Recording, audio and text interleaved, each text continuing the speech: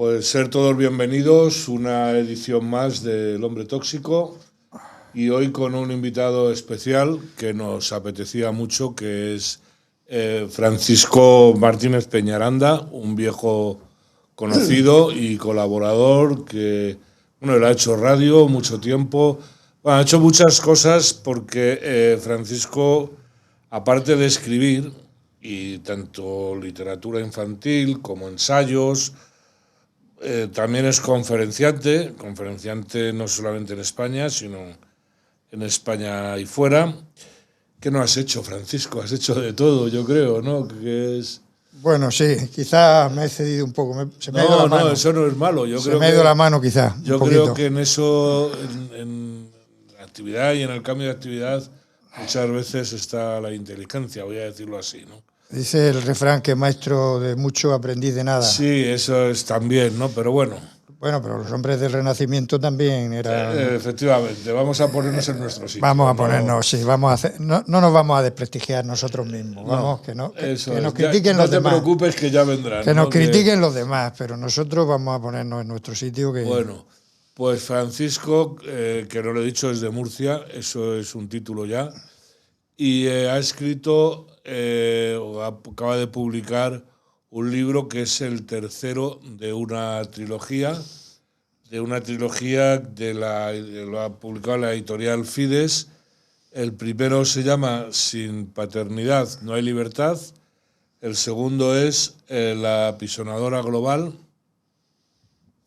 y este tercero es La verdad que nos precede. Es un libro que antes ya del programa os lo voy a recomendar porque realmente merece la pena.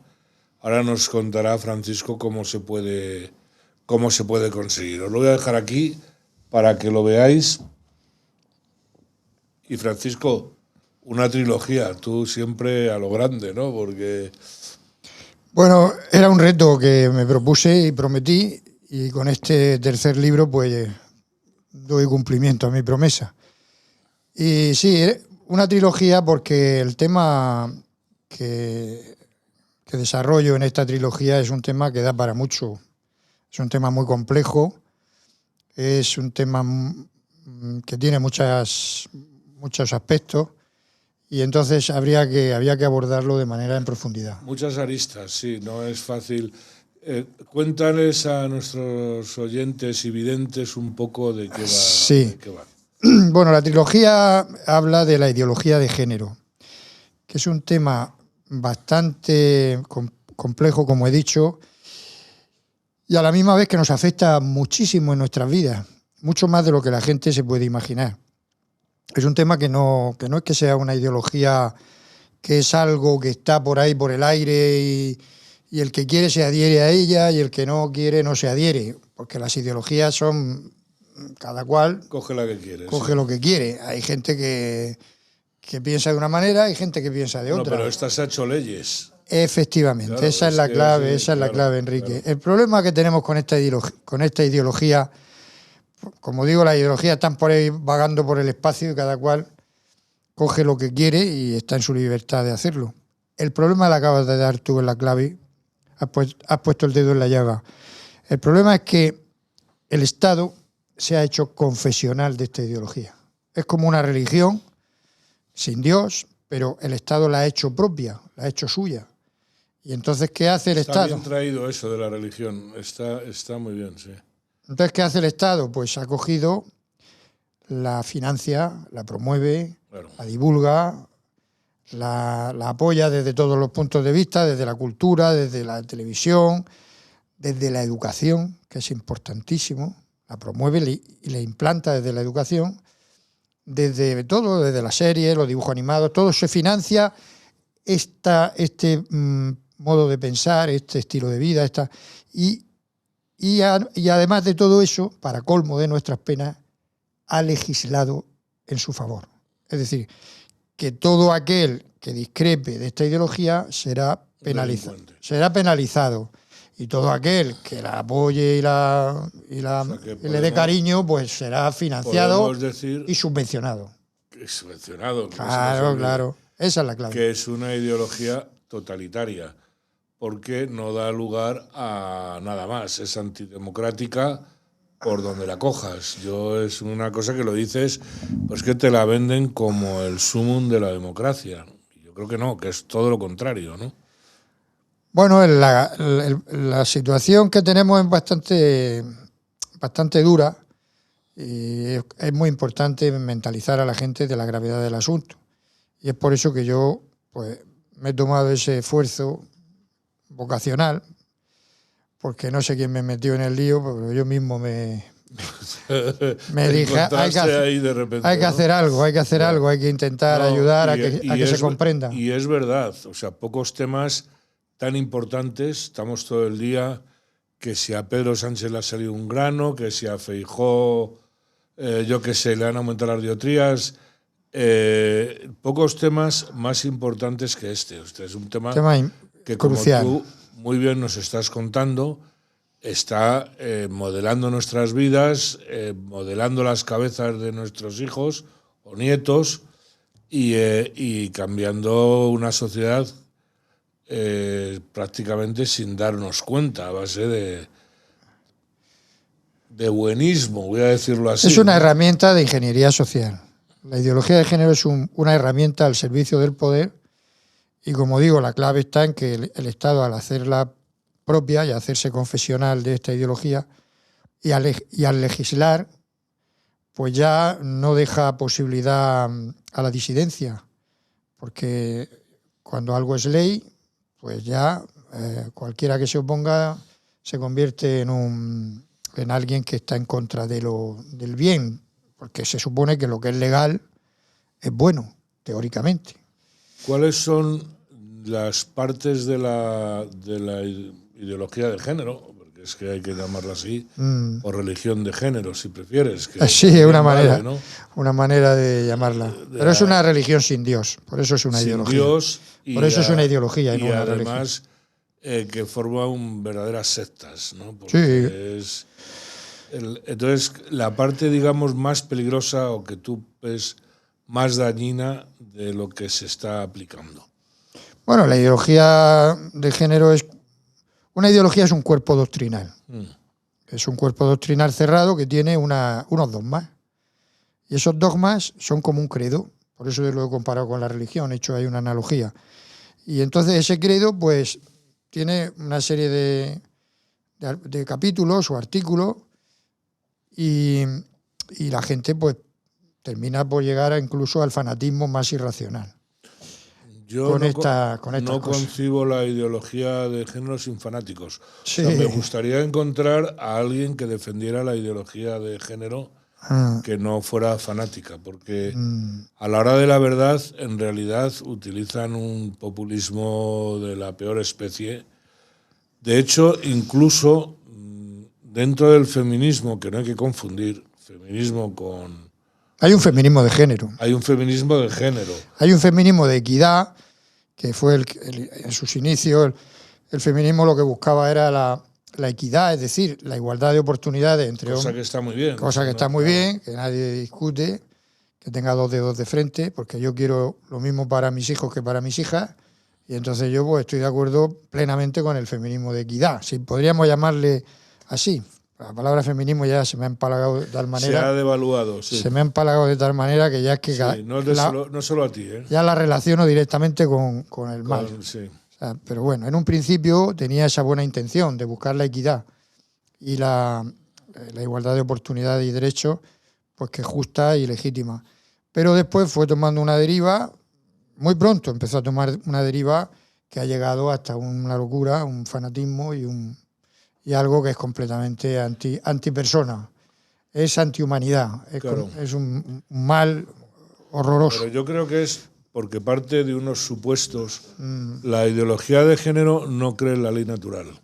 La ideología de género cree que tú puedes ser lo que tú decidas ser. Es un poco así. Yo hoy me declaro hombre, mañana mujer y pasado mañana me declaro perro lobo, yo qué sé. Y claro, si ya partimos de eso, si ya partimos de que no hay unas leyes naturales, pues vamos a la locura directamente, que es lo que consigue esta gente. Claro, una mezcolanza ahí Bueno, la clave de la ideología de género es, por definirla de alguna manera, es que no niega la realidad. Lo que niega es cualquier interpretación objetiva de la misma. O sea, lo que hace es que algo que existe, que tiene hay una realidad en ese algo, pues dice, no, esto, la verdad que encierra, el ser humano, el sujeto, es el que le da el ser, el que decide lo que es. Eso es. No hay una verdad objetiva en las cosas, claro, sino que es la subjetividad, claro, lo que yo decida que es, porque yo le doy el ser a las cosas. Claro, es que... O sea, cambia el foco de atención. En vez de ser, yo tengo aquí una manzana y hay un objeto que yo analizo, que yo estudio, que yo quiero encontrar su verdad en la manzana. Quiero saber cuál es la verdad de la manzana. Entonces, hay un objeto y hay un sujeto que la analiza. Pero con la ideología de género, el foco de atención no está en el objeto a analizar, sino en el sujeto que analiza. Yeah. Por lo tanto, yo soy el que interpreto lo que es. Si es naranja, manzana... Y si yo decido que es un plátano o un tomate, pues, porque mi percepción así lo ve, yo veo que yo creo que es un plátano. Todo el mundo tiene que respetarme, porque lo que vale es mi subjetividad, pero, Francisco, no la realidad. Está clarísimo, lo has explicado como nadie. Pero claro... Es mi subjetividad. A mí encima lo que me llama la atención es que lo venden como científico, o sea, lo venden como todo lo que viene del marxismo, porque al final, si nos remontamos un poco, acabamos en las mismas ideologías, ¿no? Y eso que es que poner la persona por delante de, pues tú lo has dicho, de la realidad. Pero lo que pasa que no es científico, es un suponer, como dicen en los pueblos, ¿no? Un suponer. Un suponer.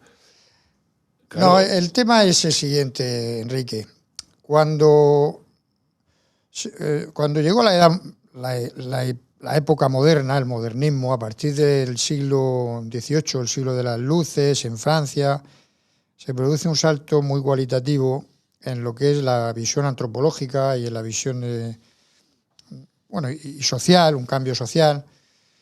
Y todos los iluministas de aquel siglo de las luces, pues empezaron a decir que la Edad Media o la etapa anterior había sido una etapa de oscurantismo, lúgubre, de superstición, de religión, que la religión era una superstición.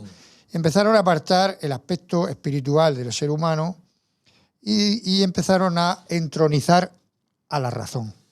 Dijeron que eso es un error, porque el ser humano no es solamente razón, claro. El ser humano es mucho más. Tiene un aspecto espiritual, psicológico, social, en fin. Es un o aunque trascendental, seas no creyente, emocional. Trascendental, en el sentido de la trascendencia, claro. De a dónde vamos después de la muerte, de dónde venimos. O sea, hay mucho más que... Estos iluministas dijeron, no, todo lo que no se pueda demostrar en un laboratorio no es verdad. Lo único que importa es la razón. Y entonces cogieron y pusieron lo que ellos llamaban la diosa razón en el trono de la sabiduría. Dijeron, lo importante es la razón. Esa es la verdad. Y entonces aparecieron una serie de filósofos y de pensadores, y la ciencia empezó a tomar mucha preponderancia en todo, de modo que a los niños, pues, en el colegio la tendencia era enseñarles lo que era demostrable. Yeah. Que eso no tiene nada de malo. O sea, el problema es que apartaron otros aspectos del ser humano importantes. Pero el hecho de darle importancia a la razón no es nada inconveniente, porque la razón no es incompatible con la fe, puede ser compatible perfectamente. Pero bueno, ellos quitaron la fe, quitaron la espiritualidad y se centraron en la razón como único elemento a tener en cuenta. Y entonces todo lo que se enseñaba a los niños a partir de ahí, en los colegios, y todo lo que se divulgaba era lo demostrado, el positivismo científico. Entonces, una cosa que se enseña en el colegio es, esto se puede demostrar, ¿es real? Sí, pues eso lo enseñamos a los niños porque es la verdad. Claro. la naturaleza humana, pero la ley de la gravedad. Mira a ver si estás de acuerdo con lo que te voy a decir, porque ese siglo de las luces, yo siempre me acuerdo de Goya, con los monstruos de la razón, ya tan pronto como en 1800, ¿no? Entonces, y luego ya estamos en el posmodernismo. Que yo quería llegar ahí, vale. A mí lo que me llama la atención, ahora desarrollas tu argumento, es que justo esto nace cuando ya eso que tú nos estás explicando empieza a no parecer tan bueno o empieza a decaer. Ese es el problema. Y ahí entra la ingeniería social, entiendo yo. No, porque estamos, como tú muy bien has dicho, muy intuitivamente, que estamos ya en la etapa postmoderna. El modernismo nos habla de la razón como diosa, como elemento fundamental en lo que es para entender la verdad que nos rodea y nuestra propia verdad, nuestra propia visión del ser humano, todo es la razón. Y ahora estamos en una etapa que se llama postmoderna. El postmodernismo ha llegado y la razón se desplaza. ¿Y qué se sustituye? O sea, ¿qué sustituye a la razón en esta nueva etapa en la que ya estamos inmersos, entrando ya a pasos de gigante? ¿Qué sustituye a la razón? Los sentimientos, las emociones, las sensaciones. Ahora mismo, como he dicho, la subjetividad, la manzana, ya no la analizo desde la razón.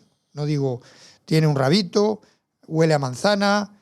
O sea, el dato empírico que yo recibo, la muerdo y es una manzana, porque sabe a manzana, y si los sentidos pueden ser engañosos porque el empirismo tiene sus fallos, pues para eso razono, analizo que es una manzana en un laboratorio, o sus características, de dónde viene, si la he cogido de un manzano o la he cogido de un peral, y yo llego a la conclusión razonada, con el dato empírico y con mi razón, de que eso es una manzana. Pero ahora no, ahora ya el razonamiento se ha quedado obsoleto, se ha quedado en el pasado, y lo importante son los sentimientos, mi subjetividad, lo que yo sienta, mis emociones. Eso nos está llevando a la locura, o sea, ni claro, tanto, ni tan calvo, ¿no? Porque la manzana que se me presenta, yo decido lo que es, le doy yo el ser. Y por supuesto, toda la verdad, yo no la descubro, sino yo la creo, soy el creador de la verdad. Vamos, si te Entonces, mi cuerpo, que es un fenómeno, es lo que yo siento. Un fenómeno que también se me presenta delante, que soy yo, por lo que yo decida ser, porque mis sentimientos prevalecen. Por eso se habla del sexo sentido. Por eso se habla del sexo sentido. No se habla del sexo físico, biológico, racional, ¿no? Sí.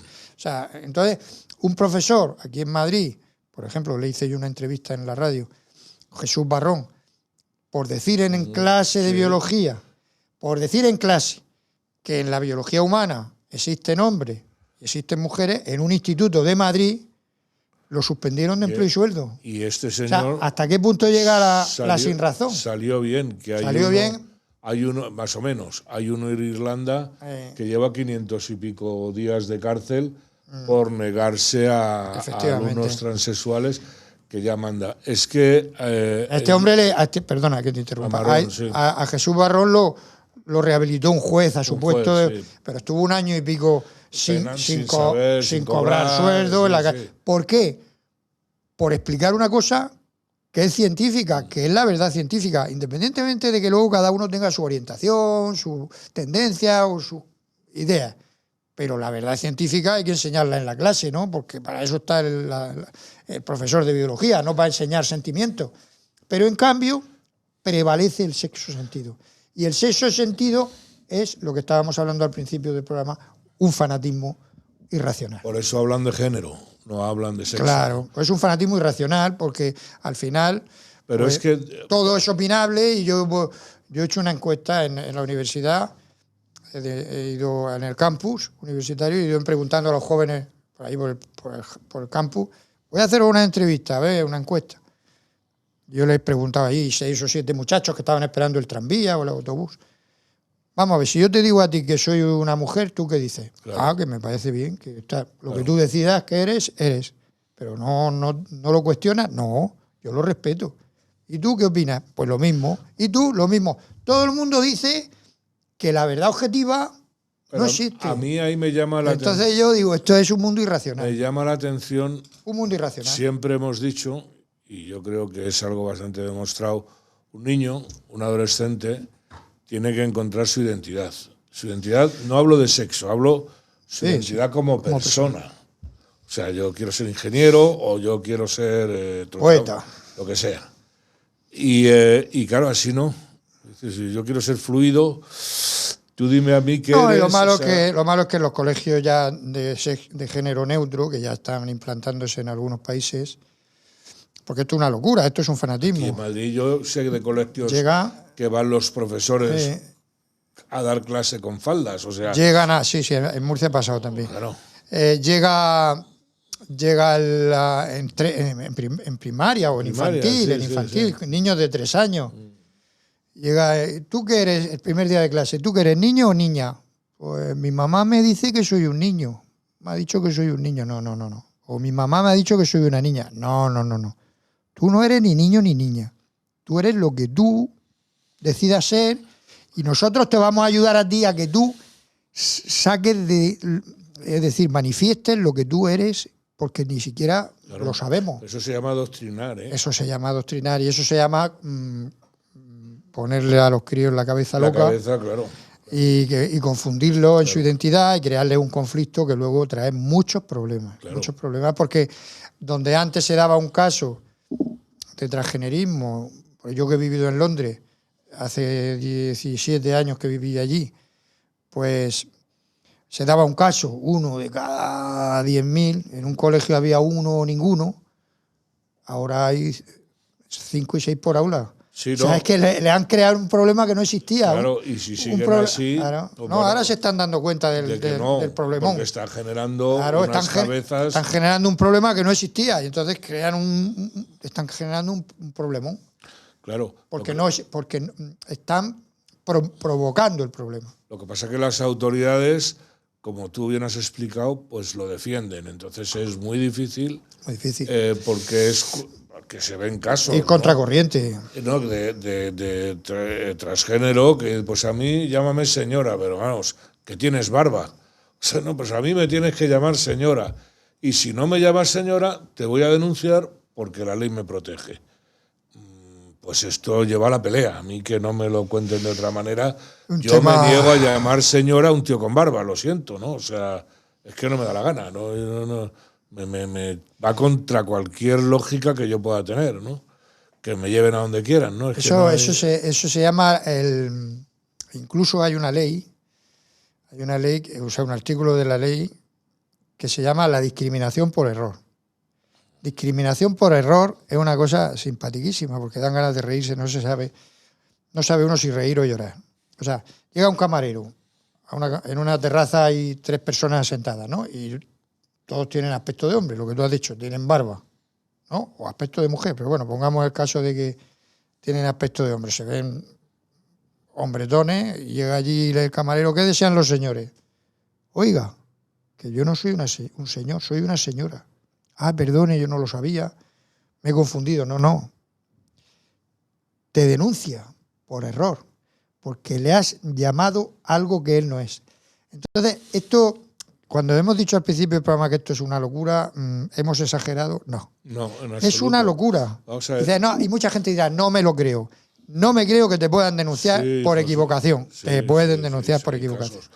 Y además, por discriminarlo. Y gente que la han despedido de un trabajo, por ejemplo. Sí. O sea, nadie niega la disforia. O sea, yo he estado en un coloquio, en el Colegio de Médicos, aquí en Madrid, hace ya unos años, hablando de disforia, ¿no? Y se notaba un miedo entre los mismos médicos que son profesionales a llevar la contraria a la ideología de género. O sea, vamos, parecía que iban pisando cristales. O sea, no sé cómo decirte, ¿no? Claro, es que, claro, llega un momento en que... La autocensura. La autocensura. Es que el primer carcelero eres tú mismo, que claro. te encierras tú en tu propia cárcel porque no eres libre, pero tú mismo te encierras porque no quieres ir contracorriente para no perder, pues no sé, Vamos a ver, y voy a decir algo... Para no perder, pues eso, que te puedan perseguir por ello. Y si me... Es terrorífico. Y asumo la responsabilidad, incluso. O sea, yo no puedo... Yo ni niego la homosexualidad, ni persigo la homosexualidad. Y me parece muy bien que cada uno haga lo que quiera. Pero no la voy a elevar a nivel de normal. O sea, es como cuando... es que ser homosexual es normal. Ni normal ni anormal, pero no es la regla. O sea, es que... Si aquí la clave no está en... Aquí lo ideal sería vive y deja vivir. Que cada uno viva como quiera, haga lo que le dé la gana con su vida. Pero tú... El problema es, como vuelvo a repetir, cuando el Estado se echa en brazos de una ideología, la hace propia y nos impone a todos un estilo de vida. Tenemos que verlo bien, tenemos que educar a nuestros hijos en eso, nos guste o no. Tenemos que hacer ciertas cosas que van en contra de la justicia, como por ejemplo esto que acabo de decir, que a una persona lo puedan castigar por un error. Te cuento un caso que ha pasado hace muy poco en Inglaterra. Un amigo mío que es abogado allí, que cuando estábamos viviendo en Londres hicimos mucha amistad con esa familia, con ese matrimonio. Con ese matrimonio me contaba el caso de una enfermera, Meyer, hace poco ha salido en los periódicos. Una enfermera que llegan y le llevan al hospital, le derivan a un preso que estaba en la cárcel y en la enfermería de la cárcel no le podían hacer una intervención que necesitaba ir a un hospital. Y entonces lo sacan con sus esposas, con la policía, porque era un tiarrón de 2 metros de altura, fuertote y grandote. Y entonces, pues, iba muy, muy escoltado, ¿no? Y lo llevan allí y la enfermera Meyer lo atan allí a la cama y todo porque era violento. Y entonces la enfermera Meyer le tiene que poner un catéter para la operación que tenían que hacerle, pues le tenía que poner un catéter por el aparato suyo urinario, ¿no? Por el aparato suyo, por el pene. Y entonces, pues muy profesional, aquella señora le pone el catéter. Aquel aparato, pues, de un tío de 2 metros, pues sería un aparato serio, importante. Claro, pues aquella mujer, pues, ignorante, pues le llamó como de sexo masculino. Vamos, con la cosa en la mano, ¿no? Con la cosa en la mano no lo va a llamar señora o claro, señorita. Le va a decir, pues, caballero o señor. Bueno, pues resulta que ese tipo se autopercibía mujer. Se autopercibía mujer. Eso salió en los periódicos hace muy poco. Y entonces el tipo se pilló un cabreo y empezó a gritarle a la señora, a la enfermera Meyer, que era una profesional, y empezó a decirle negra, asquerosa, porque era una mujer de raza negra. Sí. Empezó a decirle de todo, a gritarle y tal. Bueno, pues un escandalazo. Nuestros oyentes se preguntarán que cómo ha quedado la cosa, cómo se ha resuelto este follón. Pues no sé, lo voy a decir, pero ya se pueden ustedes imaginar. Han suspendido de empleo y sueldo a la enfermera Meyer, y le dando la razón al tipo.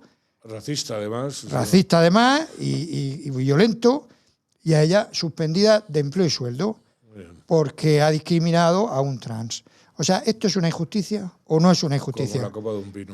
Bueno, pues después de un tiempo, ha pasado varios meses ya de eso ha sido hace poco, ¿cuántos meses? Pues un juez sensato pues le ha devuelto a la mujer su trabajo. Que queda algún juez sensato todavía. Pero porque queda algún juez sensato, pero si es un juez que está ideologizado también, o eso llega ya... No, cobarde, que no se atreva... Pues demos cuenta, y ella cuenta en un periódico que le han hecho una entrevista que el calvario que ha padecido ha sido tremendo. Entonces, esas injusticias son las que no se pueden consentir.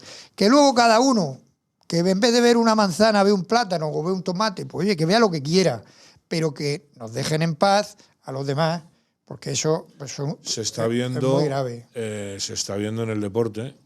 Sí. En el deporte aquí en el libro lo explico. Ya están tomando medidas, porque no puede ser, o sea, no puede ser que salga un tío, porque es que es un tío, y le pegue una paliza a una mujer que lleva entrenando y preparándose. Claro. Se cargan el deporte femenino, se lo cargan, porque mira, en natación, por ejemplo, ya han reculado. están rectificando. Claro. La Federación Internacional de Natación. ¿Por qué? Porque unas muchachitas están entrenando desde que son niñas, que les encanta la natación, su papá las levanta a las 7 de la mañana con 6 años, con 7, con 8, las lleva a nadar antes de ir a clase, todos los días, un sacrificio. Cuando son adolescentes no salen, casi no salen. Están ahí con no salen de noche para no el cuerpo cuidarlo, la alimentación, Sí, todo. sí, un sacrificio. Fines de semana, a nadar, venga, horas y horas. Y luego cuando tienen 20 años, 22, van a los campeonatos de Europa o lo que sea. Y llega un señor, con toda su testosterona, que a lo mejor no llegaría ni a octavos de final si compitiera con hombres, claro, pero ahí... y compite con estas muchachas y les gana la medalla de oro. ¿No es una injusticia eso? Vamos. Entonces, eso no hay derecho. Ahora imagínate que se percibe niño de 9 años, ¿no? Y compite con los niños de 9 años. Entonces, esto es una... Por eso cuando he dicho al principio que puede llevarnos al fanatismo irracional, no era una exageración, es que esto es un delirio. Esto es un delirio. Entonces, como te digo, que cada uno tome el camino que quiera en su vida, pero que no se puede es que el Estado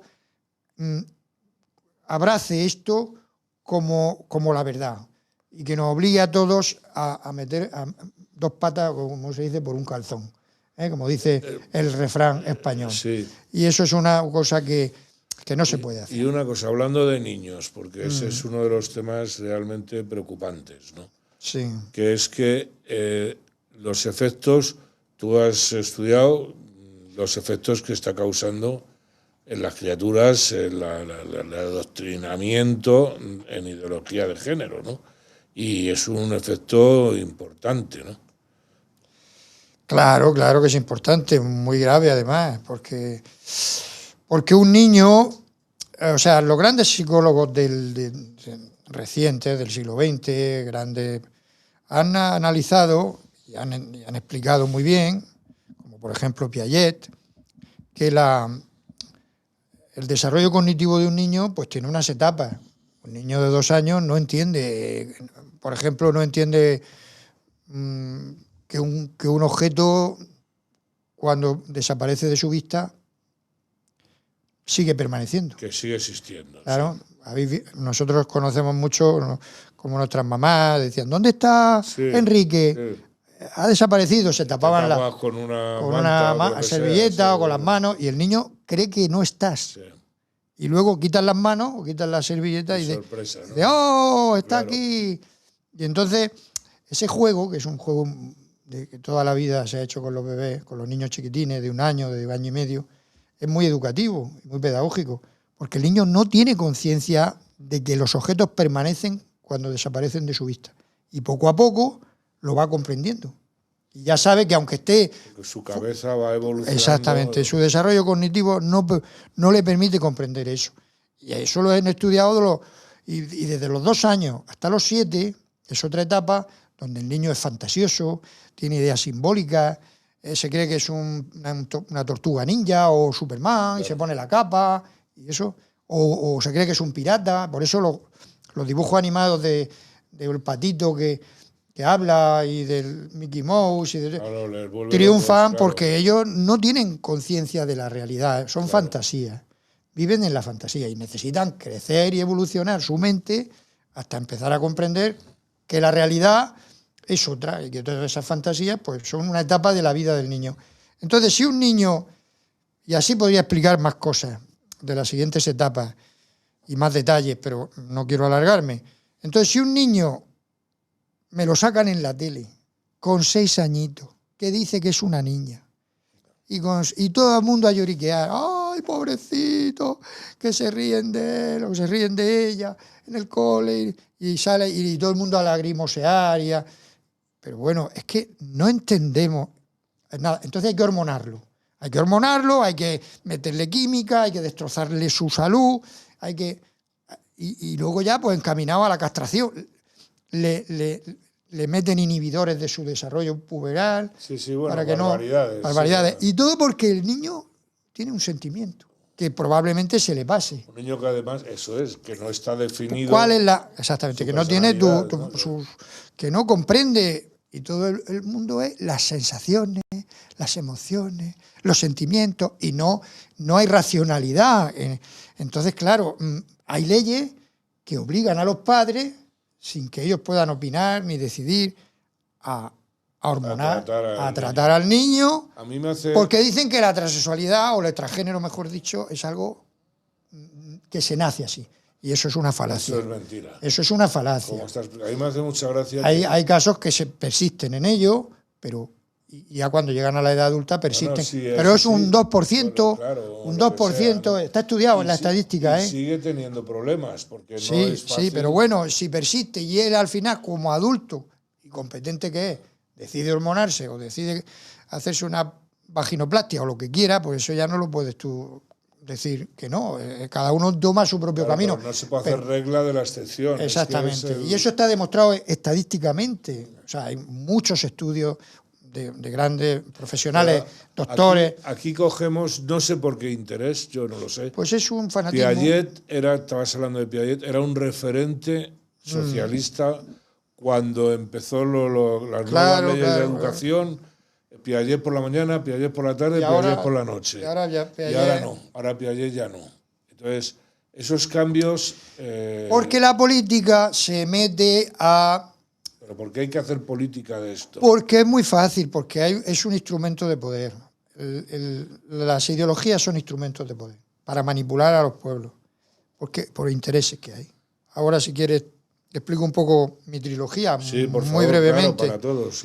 Pero son herramientas de poder. O sea, el poder lo que hace es una labor de imponer un pensamiento, un modo de pensar, porque quiere reproducir un modelo de sociedad que a él le interesa.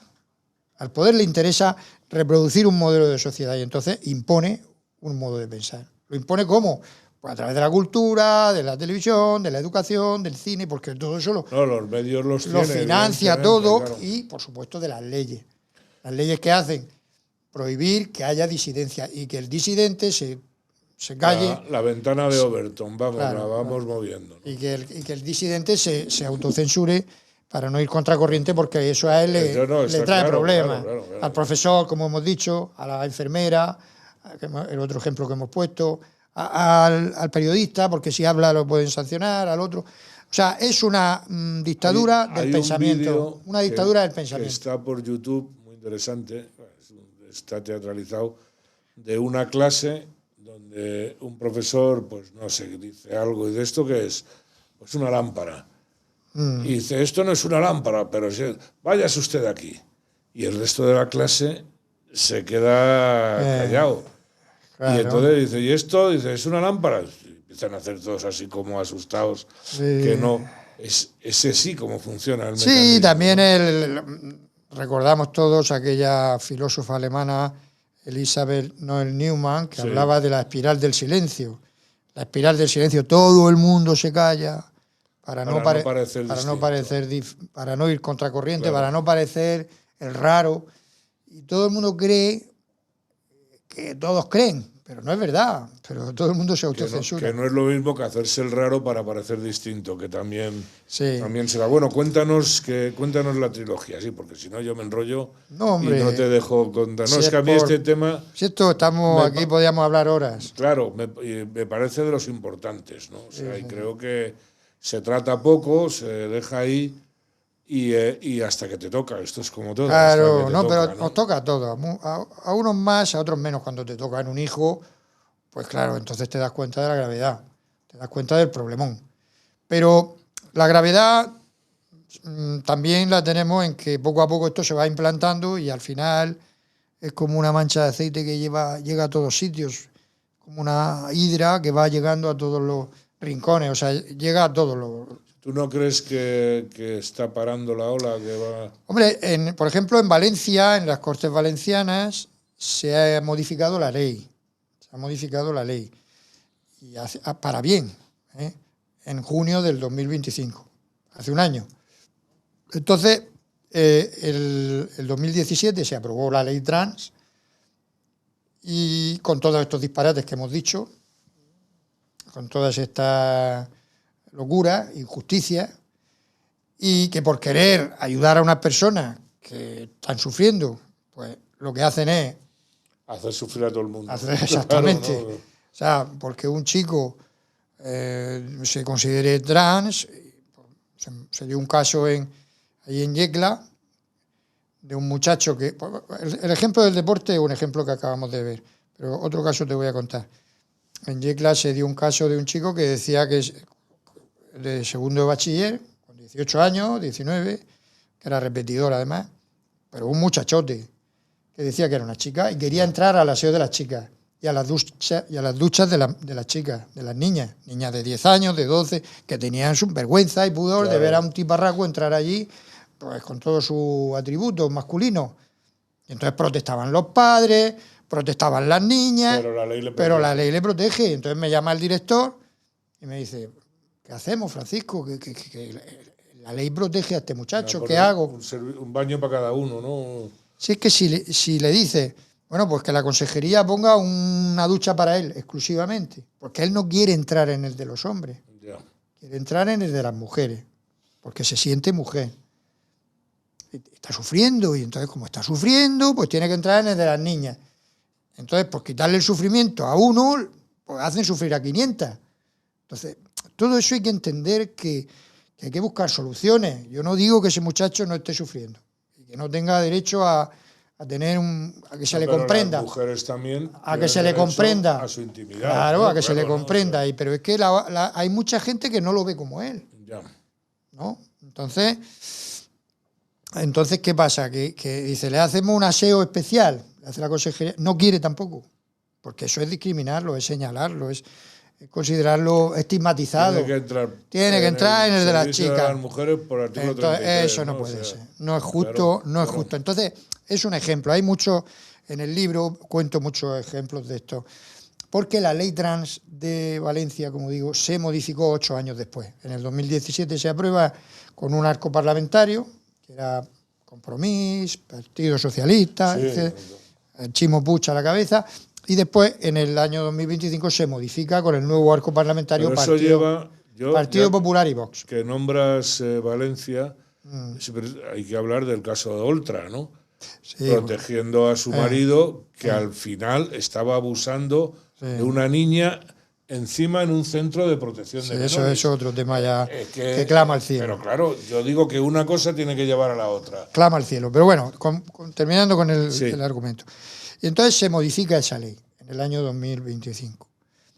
Yo tuve el privilegio de actuar como consultor de los diputados que estuvieron formando la redacción de esa modificación. Los borradores, yo estuve redactando algunos borradores y hablando con interlocutores que yo he tenido allí en las Cortes Valencianas, en los partidos políticos que propiciaron el cambio de la ley. El mérito, por supuesto, es de ellos, pero pero asesores tienen que tener, claro. Yo tuve ese honor o ese privilegio.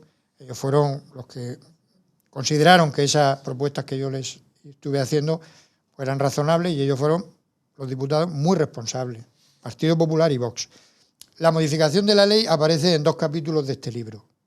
Del libro La verdad que nos precede. Hay 2 capítulos dedicados a explicar todas estas cositas que he estado diciendo ahora y algunas más, de cuáles artículos eran injustos y cuáles se han cambiado y por qué se han cambiado. En el tema educativo, para que los padres tengan más, digamos, presencia a la hora de tomar ese adoctrinamiento, evitarlo. Un diputado de la Asamblea de Valencia de derechas se oponía a ese cambio de ley. Yo sé que esta pregunta, si quieres, la respondes y si no, no. Yo tengo mucho respeto por lo que han hecho.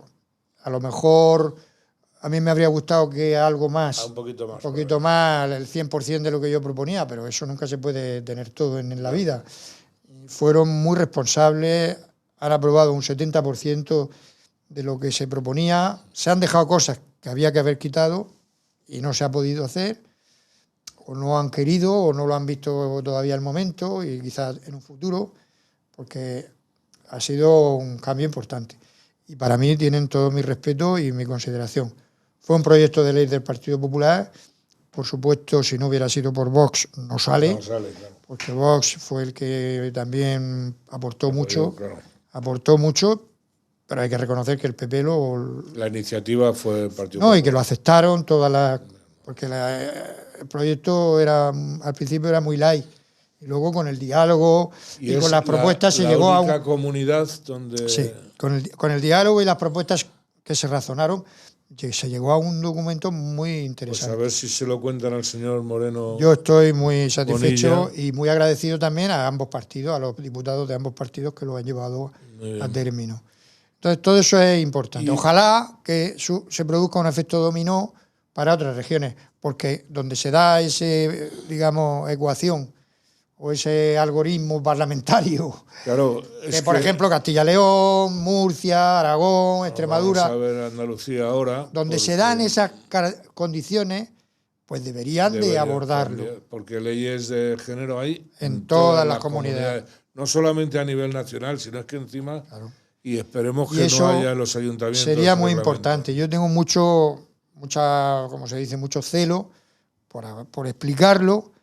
Estoy dando conferencias donde me llama, en la radio, por explicarlo, para que tomen conciencia en otras comunidades y a nivel nacional, ambos partidos, de que se ha podido hacer y se ha hecho. Y se puede hacer. Y se puede hacer.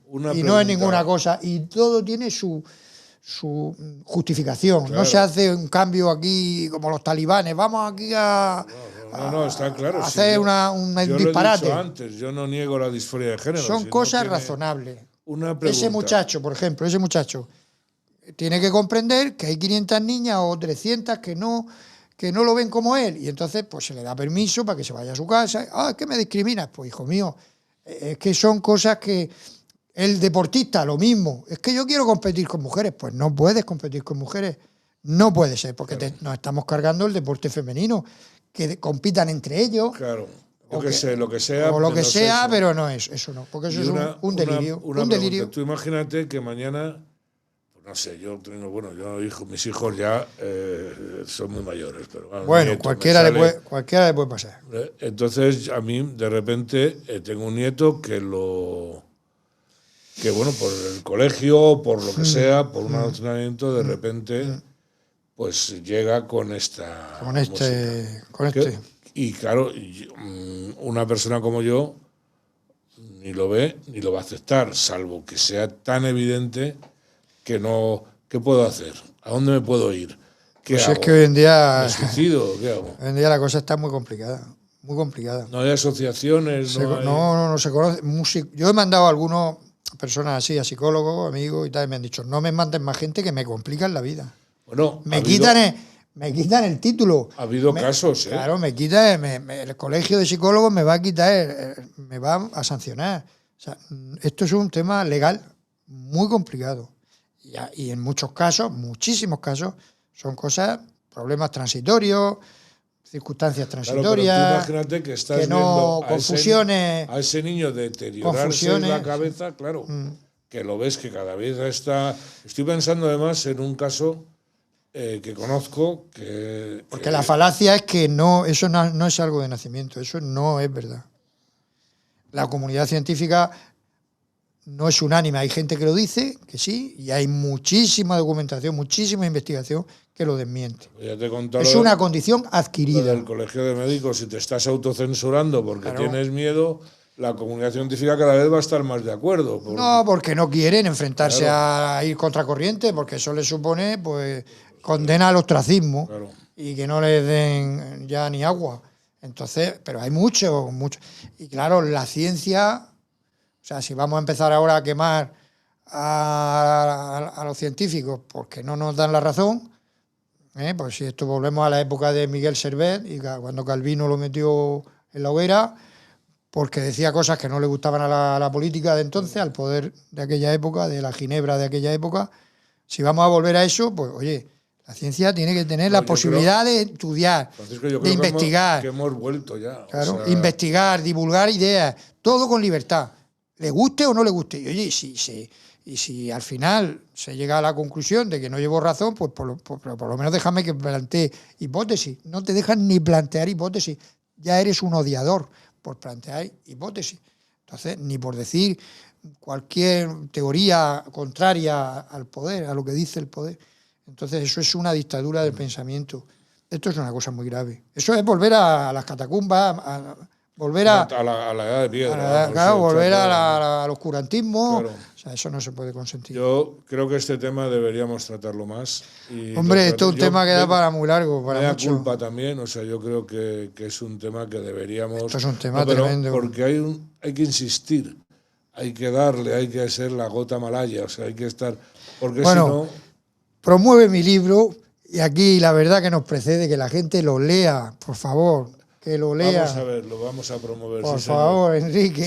Sale el libro ahí, que ¿no? Yo, por favor, nadie lee hoy en día, se cree la gente que con el TikTok ya lo tienen todo resuelto. Van a estudiar medicina. Vamos a ponerte en TikTok. Van a estudiar la gente medicina con el TikTok, ¿no? Se creen. Bueno, hay que leer. La verdad que nos precede, ya estáis tardando en comprarlo, ya os lo digo, ¿dónde? Bueno, de momento estoy haciendo presentaciones, pero muy pronto vamos a ponerlo ya en Amazon, en librerías y en todo. Estoy haciendo presentaciones y quiero crear que la gente... Claro, hay que crear la expectativa, que tengan ganas de tenerlo en sus manos. Hay que dar ambientillo. Pero que hay que leerlo, hay que leer.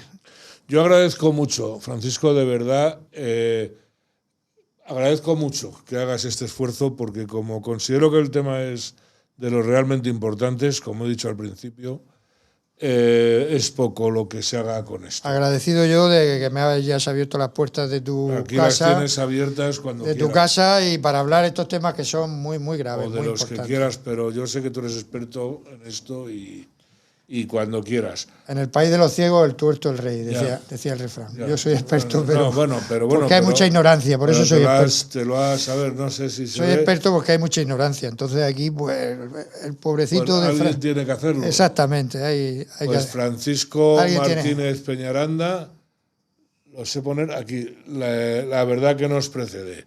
Editorial Fides. Hay que leer. Vale, vamos a pasar lista, Vamos la portada... La portada es muy chula. Es chula. Si no, yo creo que se entiende. Se entiende, sí. Se entiende. Hay una verdad que va por delante. Efectivamente. Por delante de nosotros. Y bueno, pues cuando quieras, no te digo el próximo libro porque esto se tarda en hacer. No. Pero cuando quieras hablar o incluso comentar o las presentaciones. Cuando venga a Madrid a presentar el libro, si quieres, pues puedo volver aquí. Pues yo cuando quieras, encantado. Y así damos un poco de publicidad a esa presentación para que la gente acuda al salón de actos. Y cuenta con ello. Y yo daré una pequeña conferencia explicando. ¿Vas a venir pronto? Pronto, sí. Hoy estoy en un colegio. En un colegio católico que me han invitado a hablarle a los profesores. Mañana hablo a los niños de bachiller, sobre todo sobre temas relacionados. Para los adultos, para los profesores, hablaré sobre el libro y sobre ideología de género. Para los jóvenes no saco temas escabrosos, pero les hablo más en positivo. Y tengo una conferencia que les doy a los muchachos que se llama La belleza salvará al mundo. Y hablo pues de lo que es en positivo, ¿no? Qué bueno. En vez de hablar de todos los males que nos están pasando, de lo que merece la pena también, abordar. Efectivamente, no va la belleza. Y ahí tengo una conferencia sobre la belleza que también en el libro hay un capítulo dedicado al arte como expresión de la cultura y del pensamiento. Y todo eso hay un capítulo dedicado a eso.